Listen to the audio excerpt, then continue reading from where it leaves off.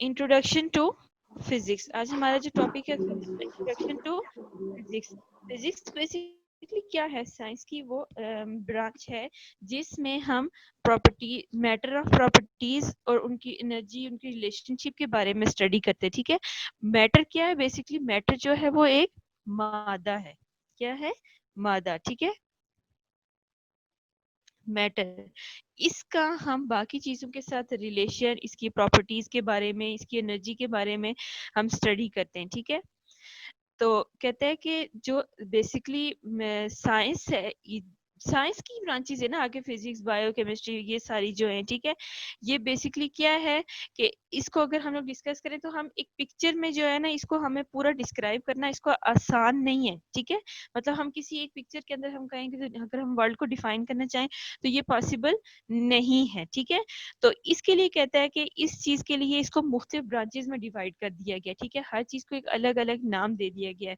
Physics में हम matter के बारे में पढ़ते हैं, बायो में हम लाइफ के बारे में पढ़ते हैं, केमिस्ट्री में हम केमिकल्स, ये सब चीजें अलग अलग है। आगे मतलब इनकी मेन अदर ब्रांचेस भी आ जाती हैं। ठीक है, तो कहता है कि इसके साथ साथ जो है आजकल के दौर की जो सबसे बड़ी मतलब जो इन्वेंट है या सबसे बड़ी जो टेक्नोलॉजी, वो क्या है? कंप्यूटर, जैसे कि हम सब जानते हैं। ठीक है, और इसके कंप्यूटर के बगैर फिजिक्स में कोई भी काम करना मतलब पॉसिबल नहीं है। उसके बगैर कंप्यूटर की टेक्नोलॉजी के बगैर फिजिक्स में कोई भी काम करना पॉसिबल नहीं है। ठीक है, तो कहते हैं कि जो इंसान है ना, वो उसको हर चीज का जो है ना तजस्सुस रहता है। मतलब वो उसकी कोशिश होती है कि वो हर चीज के बारे में जो है ना मालूमात हासिल करे। मतलब कि अगर उसे कोई चीज नजर आ जाती है तो वो ये सोचता है कि ये ऐसा क्यों है, ये ऐसा कैसे हुआ, ऐसा कब हुआ। और बहुत सारी चीजें हैं जो हम इस फिजिक्स की में स्टडी करेंगे।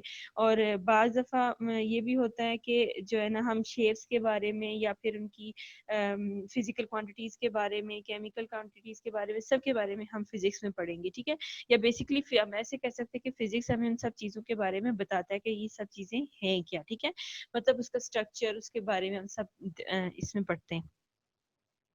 तो इस चीज को पढ़ने के लिए हमें कुछ लॉज, कुछ प्रिंसिपल्स फॉलो करने पड़ते हैं। ठीक है, क्या करने पड़ते हैं? कुछ प्रिंसिपल और कुछ लॉज फॉलो करने पड़ते हैं। तो आजकल की मॉडर्न टेक्निक के मुताबिक ऐसा कोई भी काम नहीं है, मैं आई थिंक कि जो कंप्यूटर के बगैर होता हो। ठीक है, तो वापस और ये क्या नाम है, इसमें आगे जो इसमें आता है फिजिक्स की ब्रांचेस आ जाती हैं।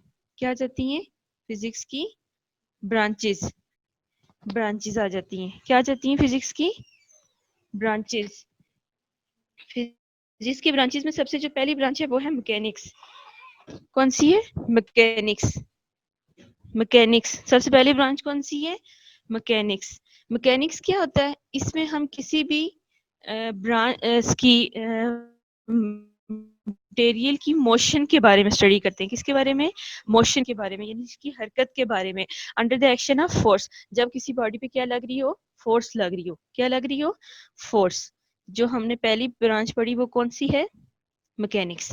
मैकेनिक्स क्या होता है कि जब हम किसी ऑब्जेक्ट पे फोर्स लगाते हैं, यानी उस पे ताकत लगाते हैं, तो जब बॉडी मूव करती है, हरकत करती है अपनी जगह से, तो वो कौन सी फिजिक्स होती है? मैकेनिकल फिजिक्स होती है। ठीक है, मैकेनिक्स कहते हैं उसको। इसकी एग्जांपल में हम क्या कहते हैं कि जैसे रॉकेट या मिसाइल वगैरह जो होते हैं, जब इनमें फ्यूल डलता है तो ये क्या करते हैं? अपर स्पेस में मूव करते हैं। तो जो रॉकेट और मिसाइल ने अपनी जगह से मूव किया है ना, किया किसकी वजह से है? फ्यूल की वजह से। फ्यूल इन्हें क्या मिली है? किस्म की ताकत मिली है, फोर्स मिली है, जिसकी वजह से उन्हें क्या किया? अपनी जगह से मूव किया है। नेक्स्ट जो हमारे पास ब्रांच है वो है हीट एंड थर्मोडायनेमिक्स। क्या है? Heat and thermodynamics. Heat and thermodynamics.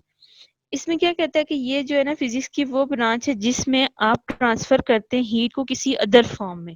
Heat को क्या करते हैं? किसी अदर फॉर्म में ट्रांसफर करते हैं। जैसे कि अगर जो गाड़ियां होती हैं वो फ्यूल पे चलती हैं जैसे पेट्रोल डीजल वगैरह इन पे, तो ये मतलब एक किस्म का ये क्या हो रही है, टर्न हो रही होती है हीट से किस फॉर्म में, दूसरी फॉर्म में कन्वर्ट होकर ये गाड़ियां इसे क्या करती हैं, मूव करती हैं।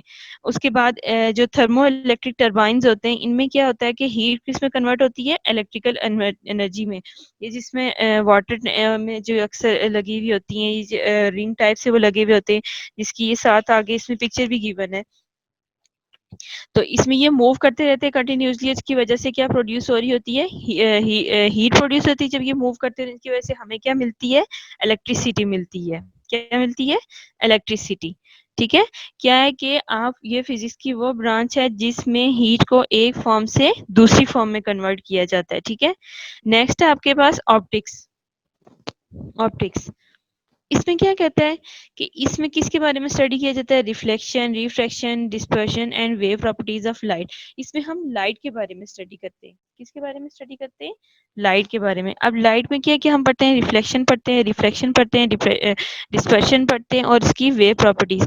यानी कि जब हम लाइट बाज दफा किसी चीज से टकरा के बेंड होके वापस आती है, इसकी सारी हम ये प्रॉपर्टीज इसमें पढ़ते हैं कि इसमें होता क्या क्या है। ठीक है, जैसे कि अगर इसमें इसकी बेस्ट एग्जांपल क्या है कि एक फाइबर ऑप्टिक के थ्रू किसी भी फील्ड में से जो है ना लाइट का कैरी करना है एक डाटा से दूसरी जगह पे किसी हाई स्पीड के थ्रू। ठीक है, जैसे आजकल ये नेटवर्क इसमें केबल्स वगैरह में होता है। ठीक है, कि एक लाइट के थ्रू क्या होता है, इसमें से डाटा एक जगह से दूसरी जगह क्या हो रहा है, ट्रांसफर होता है बहुत ही हाई स्पीड में। ठीक है, बहुत ही हाई स्पीड में। किस में, फाइबर ऑप्टिक्स में।